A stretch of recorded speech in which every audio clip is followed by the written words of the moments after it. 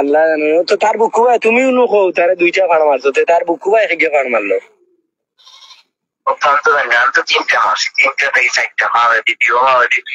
তো ওদের তো কুকুর ফাড়া মারিয়া মারছি তো সবগুলো ফাড়া করছে আছে সোসাইয়া যাচ্ছে খালি ও মাই গো কথা।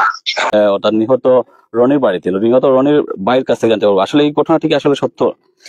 এটা হয়েছে কি মিথ্যা। এই যে ছবিগুলা 2 বছর আগে ডুবাইতে গেছিল, আমি এই ছবি দেখার পরে আমি কিছু কিছু যাচাই বাছাই করিয়া তার আরো 2-3টা ছবি আছিল আমি আমার ফোন আমি অন্যজনের কাছ থেকে আনছি।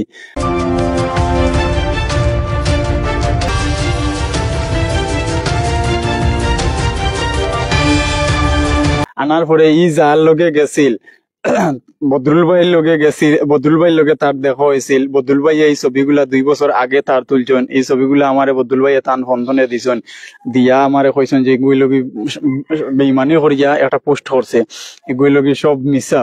তারপরে আমি কইলাম যে আমার এর প্রমাণ আছে না বলে, আমার কাছে এই গেঞ্জি উঞ্জি ফিন দিয়া যে 2 বছর আগে যে হে আমার মোবাইলে ছবি দিছিল, এই ছবিগুলা হে ফেসবুকে পোস্ট করছে। এটা একদম বেইমানি।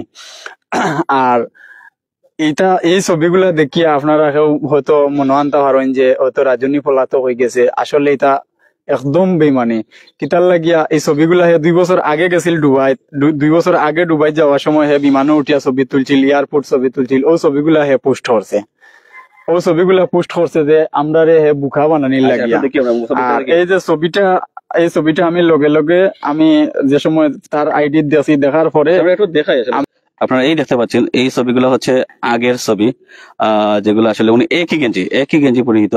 আর গতদিন যদি পালিয়ে যায় অর্থাৎ একই গেঞ্জি পরিহিত, অর্থাৎ ধারণা করা হচ্ছে উনি যখন দুবাই ছিলেন তখন যে পিকচার তুলেছেন বিমানে উঠে অবস্থায়, সেই পিকচার আসলে উনি আপলোড দিয়েছেন। সো এই হচ্ছে নিহত রনি, দেখতে পাচ্ছেন টি শার্ট পরিহিত। আমরা যে কথাটি বলতে চাই এখন, আসলে এই তথ্যটি রনি যে পালিয়ে গেছে, সরি রাজু যে পালিয়ে গেছে সেটা সম্পূর্ণ মিথ্যা। আমরা একটু জানার চেষ্টা করবো। আসলে বাইরের শক্তি দিয়া হে পুলিশ প্রশাসন হয়তো বন্ধ করে রাখছে, এর লাগিয়া আমি গুলাকইন থানা তাকিয়া কোনো আশ্বাস পাইয়ার না যে আসামি ধরো হইব নি না হইতো না। আমি যাওয়ার পরে আমার ওস হিসাবে আমার আইয়ে খালি কইবা 2-3 দিনের ভিতরে দরিয়া দিমু। আমি এসপি স্যারের গেছিলাম, এসপি স্যারে আমার সামনে ফোন দিছেন, দিয়া ওসি সাহেবরে কইছেন 3 দিনের ভিতরে একটা রেজাল্ট আমি দেখতাম চাই। আজকে 1 সপ্তাহ হয়ে গেছে, এখনো পর্যন্ত কোনো রেজাল্ট নাই। এরপরে আমি ডেইলি যাইয়া থানাত যাওয়ার পরে আমার ওসি আমার দারোগায় আমার সবসময় খালি আশা দিবা 2-3 দিনের ভিতরে আমরা আসামি ধরার একটা ব্যবস্থা করিয়ার, কিন্তু এখনো পর্যন্ত সঠিকভাবে কোনো আমি থানা থেকে কোনো আশ্বাস পাইয়ার না যে ধরো হইব নি না। আজকে এতদিন হয়ে গেছে, একটা ফাঁকির বাচ্চা মারলে একটা ফাঁকির প্রতিবাদ হয়, সাথে সাথে যে ফাঁকিরে মারে এরে গিয়া দরিয়া লইয়া পুলিশে, আর একটা মানুষ কোন হয়ে গেল। আজকে অতদিন তাকিয়া কিতার লাগিয়া আসামি ধর হইল না। আমি রেবো যোগাযোগ করলাম, রেবো তাকি আমার হয়েছে যে গোলাপগঞ্জ থানা তাকে যদি একটা লিখিত সুন্দর করে দেওয়া হইতে তারা বাদ বাকি যে আসামি আছে এরারেও ধরবো, কিন্তু গোলাপগঞ্জ থানা তাকিয়া আওটাও দেওয়া হয় না, আমার কোনো সাইড থানা তাকি দেওয়া হয় না।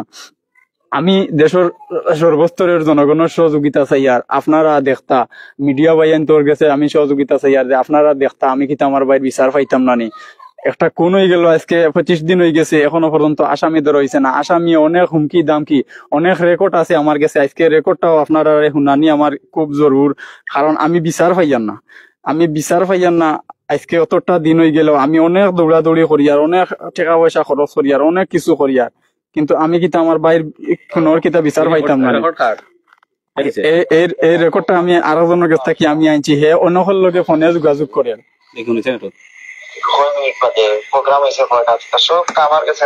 আচ্ছা ও ওই লগে ওটা আমার মেইন একটা রেকর্ড আছে, ওটা আপনারা শুনাই। আসলে কি করতেন এই দলের এই রেকর্ডটা আপনারা আমি এখন শুনাই। আর হে সব সময় ফোনে যোগাযোগ করে। আর বুকু ভাই হেগে মারছে, তুমি মারছো না?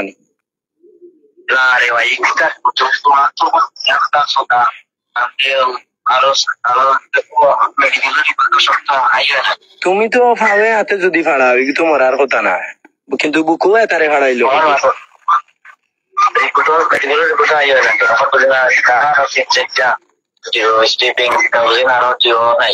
আরো নাই বিভিন্ন নাই।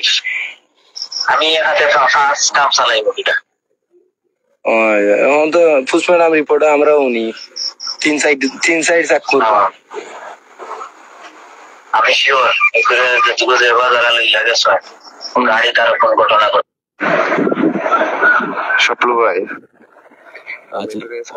আচ্ছা এই যে ফোনও কত হয়েছে খালা মাতিছে এই মাত হইছে গিয়া খালার লগে হে সবর লগে সহযোগিতা এবলা সকলের কাছে টেকা টুকা খুঁজে তারে টেকা দেওয়ার লাগে চলতে পারেন না বাড়াইতে পারেন না আর যার লগে মাতে ইনতাইনো রেকর্ড বেকর্ড করিয়া আমরা রে দিরা আমরা ভাইয়া খালা বাড়ি কই সে মানুষটা খালার বাড়ি লগে ঘুষগাঁৱত খার সম্পর্কে হে এমনে তারা লগে চলাফিরা করছে করলে বাট তার লগে খুব ঘনিষ্ঠ চলাফিরা না এখন হে ওরার লগে যোগাযোগ করে আর আরো যে তার লগে আছিল এরার লগে ফোনে মার্ডারের আগে যোগাযোগ করছে মার্ডারের বাদেও 30-40টা ফোন ট্রেকিং করিয়া পাওয়া গেছে যে তারার লগে যোগাযোগ করছে যারা ও এরার কথা অন্য আরেকজনে আমার কইছে আমার কাছে একটা ভিডিও আছে এরার কথা অন্য কইছে এরা লইয়া তারারে মেডিকেল গেছে নুসেন তো আমার কথা হইছে এরারে পুলিশে যদি দরিয়া নিত নিয়া হয়তো জিজ্ঞাসাবাদ করতো তাইলে সঠিক কিছু পাইতো কিন্তু এরা বুকু লইয়া আমি গেছে পরদিন থানা থেকে বাড়ি আইসে দেখি থানার সামনে তারা ঘুরাইরা এরারে যদি নিয়ে একটু জিজ্ঞাসা করা হইতো আর একটা আসামি ধরতে হইলে তার মা আছে বাপ আছে ভাই আছে এরারে যদি দরিয়া নিয়া থানা যদি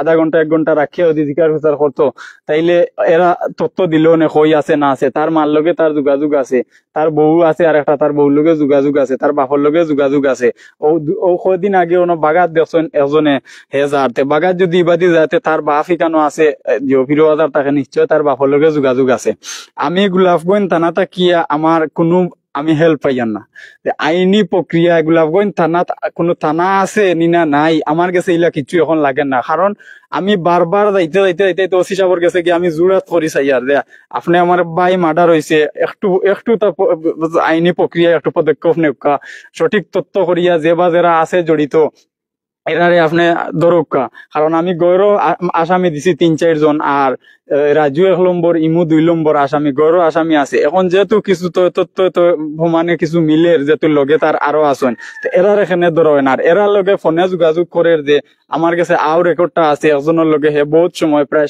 30 মিনিট মাতিছে হে